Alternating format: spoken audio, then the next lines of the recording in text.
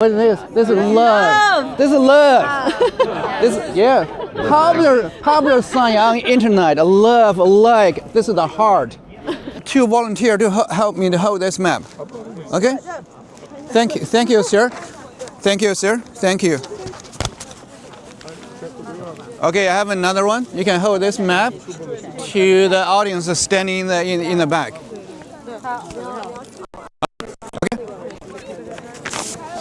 Okay. I only have 3 maps. Okay, thank you.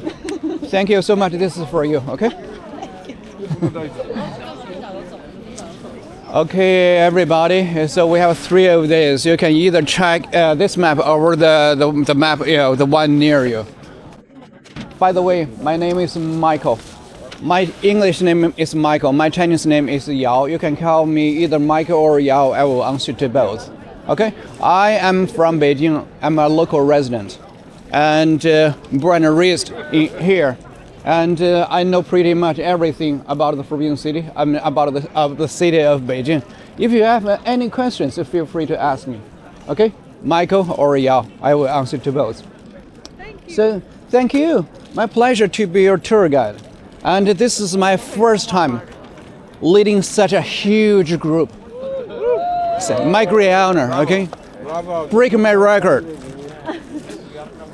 So let's have a look at this map. So, and most important buildings were built along the central axis. This is our major traveling route. We'll be going from the palaces down here and through the Meridian Gate to the end of it. And if time permitted, we can also visit more palaces in this area, where used to be the living residence for the empress ladies, the concubines, such as the Dragon Lady. The Dragon Lady refers to the lady who is way more powerful than the emperor. Empress daughter Cixi, we're gonna see her residence. The size of the Forbidden City is 72 hectares. 72, that is about 178 acres. And also equivalent to the size of 100 football fields. 100 football fields.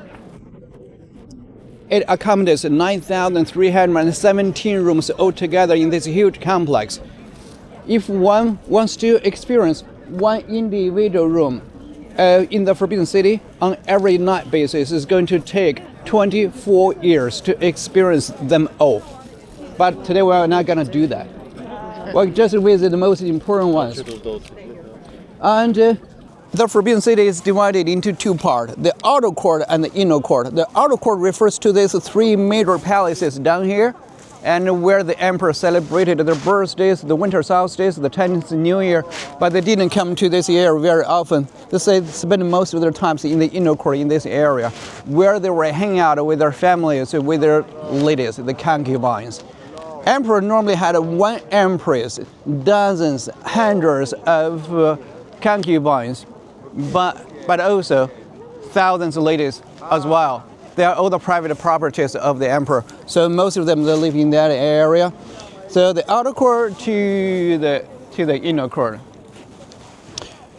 But the thing is, most important buildings built along the central axis still remain close to the public. That means we are not able to walk into the palace.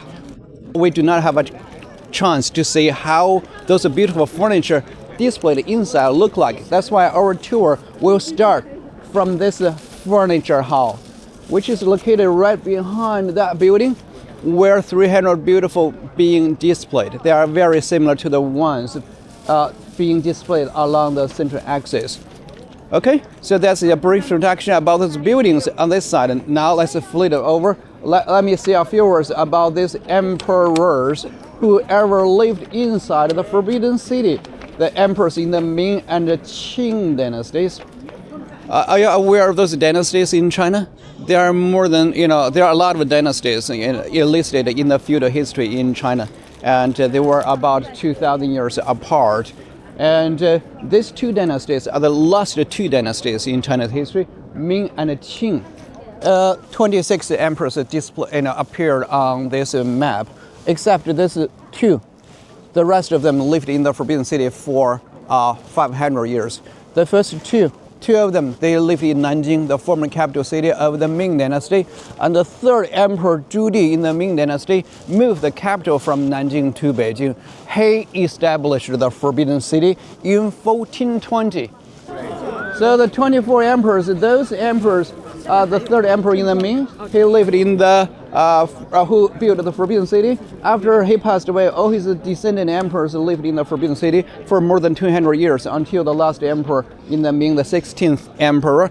This guy had, encountered some serious issues such as natural disasters, civil war broke out throughout the whole country. So he had the bad luck. Those people, the rebels, were attacking his dynasty. They were, coming into the city of Beijing in 1644. And he was trying to summon his ministers and officials to fight them off, but nobody responded. Nobody helped him out. He got so desperate. He went up to the hill. The hill is located behind the Forbidden City, where he overlooked the city, which was consumed by fire, fighting, screaming. He got so desperate. And then he went to a tree, went to a crooked tree, and hung himself and ended himself. Okay, then when marked at the end of the Ming Dynasty, and then those rebels, they come into the city of Beijing and occupied the Forbidden City for 42 days. 42 days later, these Manchurian people coming from northeastern part of the country, they come to Beijing and defeated those rebels, kicked them out of the city of the out of the Forbidden City. They occupied the Forbidden City. And then they took over the whole country and started a new dynasty, which is called Qing Dynasty, Qing, the last dynasty in China's feudal history. The dynasty lasted for 267 years until the last emperor, Emperor Puyi. The last emperor, you ever seen or ever heard of that movie? The last emperor. That was a story about this emperor, which is actually filmed inside the Forbidden City. The last movie ever received the permission to shoot a film in the Forbidden City, which won 9 Oscar awards in 1988. This is the only picture out of the 26 paintings, because he's the most recent one.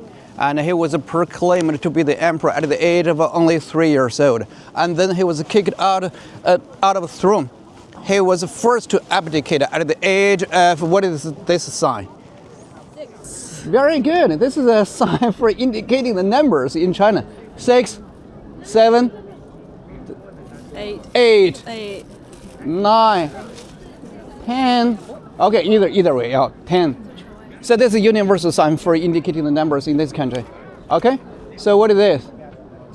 7. No, what is this? This is love. This is love.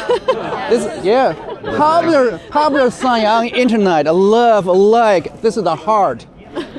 So a lot of ladies, especially girls, they love taking pictures with this sign. Is that right? But now this sign is getting more and more popular. This gesture, heart. Okay, my heart goes to each of you. So this is the last emperor. He lived in the Forbidden City until 1924, even though his dynasty collapsed in 1911. And he went to Tianjin and then made as a puppet emperor under Japanese control, known as a metrocore. And then later on, he was captured and being put in prison for many years, and he ended up as a gardener, from the emperor to the gardener. Okay, and then he died in 1967. And even though he married 5 ladies, he had 0 children, no child. So that's the end of the emperor's story in this country. Once you step into this furniture hall, you will be smelling the strong aroma released from this beautiful wooden furniture. And the exhibition started from the 3 beautiful chairs on this side. On your right hand side, once you enter the furniture hall, Emperor's camping chair. 2 Emperor's camping chair. Whenever the emperor went to the wilderness or went to Mongolia, went outside the Forbidden City, people would be carrying the camping chairs for the emperor. Okay, the chairs could be folded into one piece, so they are also the folding chair, foldable chairs. And also, there's another chair stand next to these 2 chairs. That is the chair made of the deer antler. Deer antler, because the Manchurian people their daily activities back in the day was hunting. Even though they established the Qing dynasty, they still maintain this activity as the weekly or monthly routine. So that throne used for displaying to commemorate a very famous emperor in the Qing dynasty. That is the Emperor Kangxi, ruled the country for 61 years. And then you will be seeing a huge armoire. What does armoire mean? Wardrobe. Okay, you'll be seeing a huge wardrobe, 4 meters tall and 4 meters in width. The largest piece of the purple sandalwood wardrobe in the whole world, Zitan, purple sandalwood. So there's a combination of the emperor's throne and the screen made of the purple sandalwood as well, decorated with many dragons.